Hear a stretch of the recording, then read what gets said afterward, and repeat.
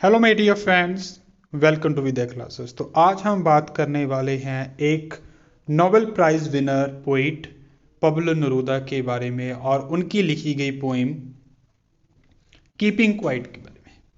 अगर हम पोइट के बारे में बात करें तो उनका असली नाम नेफ्तली रिकार्डो रोइस वेसालतो था और चिली में उनका जन्म हुआ था। नेरूदा की पोइम्स बहुत ही आसानी से समझ आने वाली पोइम्स है और उनकी पोइम में बहुत ही सुंदर और आसान तस्वीरों के ज़रिए उनके जो मेन थीम है उनको बयान किया जाता है। नोबेल प्राइज़ उन्होंने जीता था 1971 में। इस पोइम में कीपिंग क्वाइट में नेरूदा बात कर रहे हैं शांत रहने की। शांत रहने का मतलब जहाँ पर है अपने मन को समझना, अपने आप को पढ़ना, ताकि सभी इंसानों के बीच एक जैसी म्यूचुअल अंडरस्टैंडिंग हो। अब हम इसी बात को पूरी डिटेल में पढ़ते हैं और उससे पहले कंप्लीट एक्सप्लेनेशन से पहले हम पोइम के थीम को मेन समझ लें। साइलेंस एक ऐसा हथियार है जिससे हम पूरी दुनिया को जी सकते हैं और इसी पोइम में पोइट बात कर रहे हैं कि अगर हमें साइलेंस की वैल्यू का पता हो तो हम किसी भी एम को, किसी भी निशाने को हासिल कर सकते हैं। इस पोइम में वो ऐसी वर्डिंग यूज कर रहा है जिसका मेन थीम है कि लड़ाई झगड़ा, खून खराबा, एक दूसरे के साथ नफरत, उन सभी चीज़ों को हमने सीज करना है, रोकना है। और वो सिर्फ तभी पॉसिबल है जब हम इंसान कुछ समय के लिए रुकें, जो भी कुछ कर रहे हैं अपने आप को समझे, इंट्रोस्पेक्ट करें कि हम कौन हैं, कहाँ से आए हैं, हमारा मेन लक्ष्य क्या है, और तब जाकर हम एक साथ रह पाएंगे। सो ऑथर चाहता है कि अगर हमें खुशी चाहिए, हमें अपनी आत्मा की शांति चाहिए, तो हमें इस नॉइजी समाज में जहाँ पर हर तरफ शोर शराबा है, खून खराबा है, लोग अलग अलग धर्मों जातों के लोग एक दूसरे पर कीचड़ उछाल रहे हैं, तो उस चीज़ से हमें फुल स्टॉप लगाना पड़ेगा, उसको हमें रोकना पड़ेगा। तो आओ इस थीम को प्रॉपर एक्सप्लेनेशन के जरिए हम समझते हैं। हमारा जो फर्स्ट स्टांजा है वो है now we will count to 12। Poet बोल रहा है कि आओ हम एक साथ इकट्ठे होकर 1 से 12 तक काउंट करें। उन 1 से 12 बोलने का मतलब ये है जैसे एक साल में 12 महीने होते हैं, जहाँ एक दिन में 12 घंटे होते हैं, एक रात में 12 घंटे होते हैं, दिन रात में 24 घंटे हो गए। वो बोल रहा है कि आओ कम से कम एक दिन, जहाँ उसके बाद एक साल, जब कंटिन्यूटी रखें, हम काउंट करें एक साथ सभी, ताकि हम सभी सिर्फ एक काम पर ही चलें। And we will all keep still, ते हम सभी क्या रहेंगे, शांत, और जहाँ पर हैं वैसे ही खड़ जाएंगे, बैठ जाएंगे, या जो भी काम कर रहे हैं वो करना एक बार बंद कर देंगे। For once on the face of the earth let's not speak in any language. पूरे के पूरे देश में, संसार में, सारे संसार में आओ हम एक साथ हों, यूनाइट हों एक साथ, और हम कोई भी भाषा ना बोलें, क्योंकि भाषा बहुत सी सिचुएशन में एक दूसरे से लड़ाई करवाती है। मेरी भाषा बेहतर है, तेरी भाषा बेहतर नहीं है। तो आओ हम क्यों ना बिल्कुल शांत रहें, कोई भाषा में नहीं बोलेंगे और ना ही किसी को कुछ कहेंगे, बस शांत रहेंगे। ऐसा करने से क्या होगा, हमें धरती पर ऐसा लगेगा कि हर तरफ यूनाइटी है, सभी लोग यूनाइट हैं, यूनिटी है यहाँ पर। Let's stop for a second and not move our arm so much. आओ हम एक सेकंड के लिए कुछ समय के लिए स्टॉप करें और ना हम अपने हाथ पैर चलाएं, ना हाथ यूज़ करें हथियारों के लिए, ना हाथ यूज़ करें कोई सिग्नल देने के लिए, लड़ाई करने के लिए, बस हम शांत रहें। यहाँ पर शांत रहने का मतलब 12 काउंट करने का मतलब ये नहीं है कि असली में हमने काउंट करना है 1 2 3 ऐसे नहीं। इसका मतलब है कि हम कुछ समय अपनी ज़िंदगी में से निकाल कर अपने आप को समझने की कोशिश करें। लिटरेरी डिवाइसेस की बात करें, जहां पर एसोनेंस है। एसोनेंस क्या होता है? जब दो वाउल्स, दो या तीन जितने भी वाउल्स हैं, एक सेम वाउल जब रिपीट होता है वर्ड्स में तो हम उसे एसोनेंस बोलते हैं। एनाफरा, जब किसी भी पोइम में कोई भी दो या ज्यादा लाइन सेम वर्ड से स्टार्ट हो तो हम उसे एनाफरा बोलते हैं, जैसे लेट्स नॉट, लेट्स स्टॉप। सो ये एनाफरा है। एलिट्रेशन क्या है? जब कॉन्सोनेंट साउंड किसी भी वर्ड के स्टार्टिंग में एक साथ आए, सेम कॉन्सोनेंट लेटर, जैसे वी विल, जैसे वी विल, तो वी का डब्ल्यू और विल का डब्ल्यू, ये एलिट्रेशन है जो लिटरेरी डिवाइसेस थी। अब हम नेक्स्ट स्टांजा की तरफ बढ़ते हैं। नेक्स्ट स्टांजा में हमें बताया गया है it would be an exotic moment. Exotic का मतलब होता है कुछ ऐसा जो पहले ना हो, या कुछ ऐसा जो आम ना हो, कॉमन ना हो, बाहर वाला, बाहर का। It would be an exotic moment, वाकई ऐसा लगेगा जैसे ये कौन सा माहौल आ गया, क्योंकि कभी भी ऐसा नहीं हुआ, इसलिए बिल्कुल अजीब लगेगा। विदाउट रश, विदाउट इंजन, क्योंकि ना तो किसी को सड़कों पर कोई व्हीकल दिखेगा, इंजन चलते हुए दिखेंगे, ना ही कोई रश होगा, ना भीड़ भड़का होगा।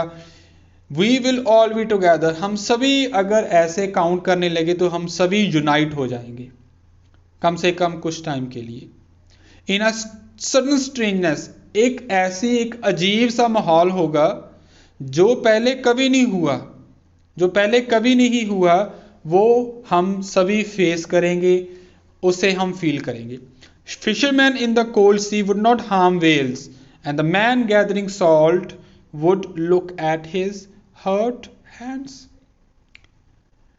अगर ऐसा होगा तो कोई भी इंसान किसी भी जीव को, जंतु को नुकसान नहीं पहुंचाएगा। जैसे समुंदर में वेल्स पकड़ते हैं जब फिशरमैन, तो वो वेल्स को नुकसान पहुंचाते हैं, ऐसे ही अगर हम कुछ समय के लिए रुक जाएं तो कोई भी इंसान दूसरे इंसान को या जानवर को नुकसान नहीं पहुंचाएगा।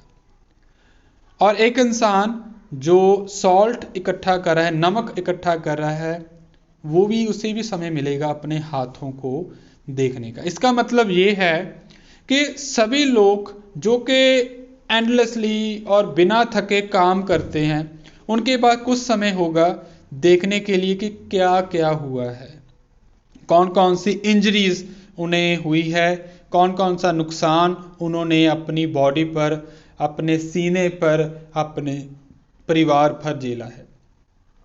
अगर हम बात करें पोइटिक डिवाइसेस की, तो इस पोइटिक स्टांजा में एलिट्रेशन है, जैसे वी वुड, एलिट्रेशन है।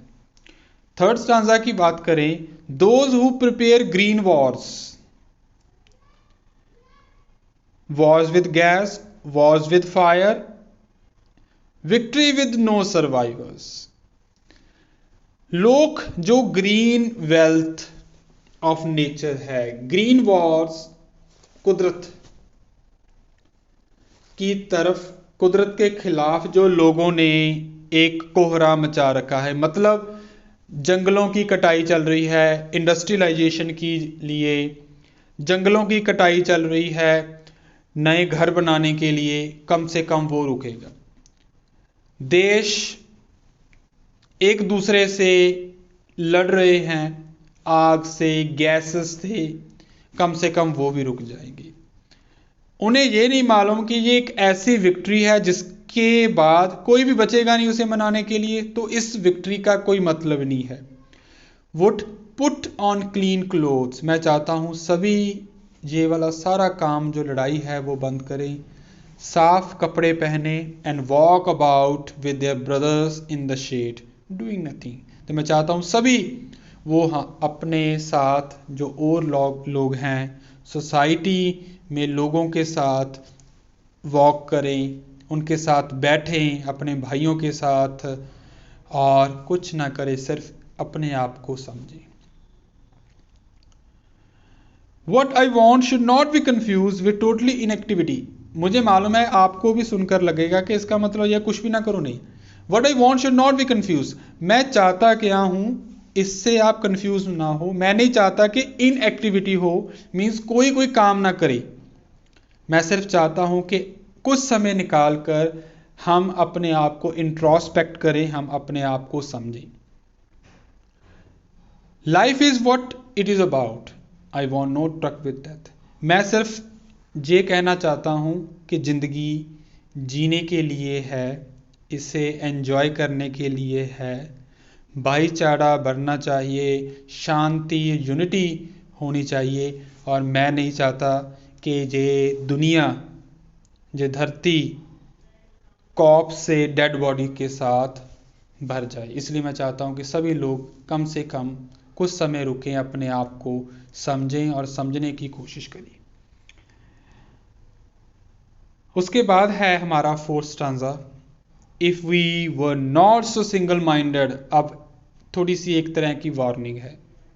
If we were not so single minded about keeping our lives moving and for once could perhaps a huge silence might interrupt this sadness of never understanding ourselves and of threatening ourselves with that। बहुत ही ध्यान से सुनने वाला एक stanza है।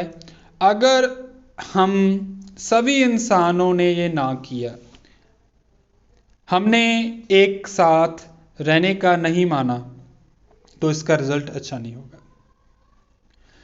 अगर ऐसा नहीं हुआ तो इतना कोहराम मचेगा, एक बहुत ही बड़ी साइलेंस आ जाए, क्योंकि जब दुनिया पर सभी लोग एक दूसरे के साथ लड़ेंगे, मरेंगे, तो एंजॉय करने वाला, विक्ट्री को एंजॉय करने वाला कोई नहीं बचेगा। तो अंत में एक बहुत ही बड़ी साइलेंस आएगी, हर तरफ शांति आएगी, और शांति उदासी में बदल जाएगी। अगर हमने ऑफ नेवर अंडरस्टैंडिंग आवरसेल्फ, अगर हमने कभी भी अपने आप को नहीं समझना, एंड ऑफ थ्रेटनिंग आवरसेल्फ, अगर हमने अपने आप को नहीं समझा, तो ये समझ लो कि हम मौत के साथ खिलवाड़ कर रहे हैं, मौत के साथ खेल रहे हैं। इसलिए हमें अपने आप को समझने की जरूरत है। इसमें एलिट्रेशन के साथ साथ एंजॉयमेंट भी आया है। एंजॉयमेंट क्या होता है? जब डॉट्स लगे होते हैं, डॉट्स मीन्स लाइन कंटिन्यू है, तो उसे हम एंजॉयमेंट बोलते हैं। उसके बाद है हमारा last stanza, perhaps the earth can teach us. बोलता है कि धरती हमें सिखा सकती है शायद, क्योंकि धरती में सब कुछ चेंज होता है। अगर अब सूर्य उदय हुआ है तो वो छुपेगा भी, अगर सूरज छिप रहा है तो वो कुछ समय बाद उदय भी होगा। सर्दी आई है तो गर्मी भी आएगी, गर्मी आई है तो सर्दी भी आएगी, पतझड़ है बसंत आएगी, बसंत है तो पतझड़ भी आएगी। मीन्स अर्थ हमें बताता है कि समय बदलता है। And when everything seems dead and later proves to be alive, क्योंकि धरती हमें सिखाती है, कुछ पल लगता है हमें कि सब कुछ खत्म है, बट अगले ही पल हमें एहसास होता है कि नहीं, सब कुछ जिंदा भी हो सकता है। Now I will count up to 12, मैं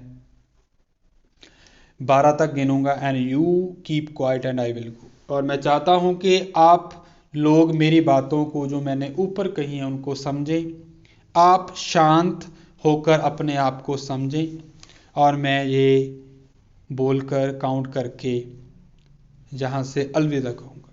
सो पोइट क्या कहना चाहता है यहाँ पर? पोइट कहना चाहता है कि क्या हुआ अगर आज तुम उदास हो, तुमसे गलतियां हुई हैं, कोई बात नहीं, आगे चलकर अगर तुम अपने आप को समझोगे, तुम अपनी गलतियों को सुधार लोगे। पोइट ये आइडिया कन्वे करना चाहता है कि मैं चाहता हूं कि आप सभी लोग कुछ समय के लिए रुकें, अपने आप को समझें, अपने आप को परखें, समाज में एक साथ रहें, इस धरती को सुंदर बनाएं, क्योंकि रहने लायक धरती है। भगवान ने हमें यहाँ पर रहने के लिए, एंजॉय करने के लिए भेजा है। इसलिए हम खून खराबा ना करें, वायलेंस ना करें, ब्रदरहुड फ्रेटर्निटी को कायम करें, पीस को कायम करें, ताकि हम इस ज़िंदगी में रहने लायक हो सकेंगे। ये थी हमारी पोइम, इसकी एक्सप्लेनेशन, और मैंने कोशिश की है कि अच्छे से अच्छे वे में आपको मैं एक्सप्लेन कर सकूं कि पोइम में पोइट क्या कहना चाहता था। और साथ में मैंने आपको कुछ पोइटिक डिवाइसेस भी दी हैं, और ये पोइटिक डिवाइसेस आपका स्कोर हायर करने में बहुत ज़्यादा हेल्प करेंगी। कुछ क्वेश्चंस हैं जिनके आंसर मैं चाहता हूं कि आप मेरी दी गई एक्सप्लेनेशन के बाद सॉल्व करने की कोशिश करें, और कमेंट करके आंसर्स ज़रूर सॉल्व करें। आप सभी का बहुत बहुत धन्यवाद, क्योंकि आपकी वजह से ही मैं मोटिवेट होता हूं और क्लासेस करने की कोशिश करता हूं। ऐसे ही अपनी सपोर्ट बनाए रखना। मिलते हैं हम नेक्स्ट क्लास में, नेक्स्ट चैप्टर या नेक्स्ट पोइम के साथ। तब तक के लिए पढ़ते रहें, परिवार के साथ रहें, शांत रहें और अपने आप को समझने की कोशिश करें। Thank you so much.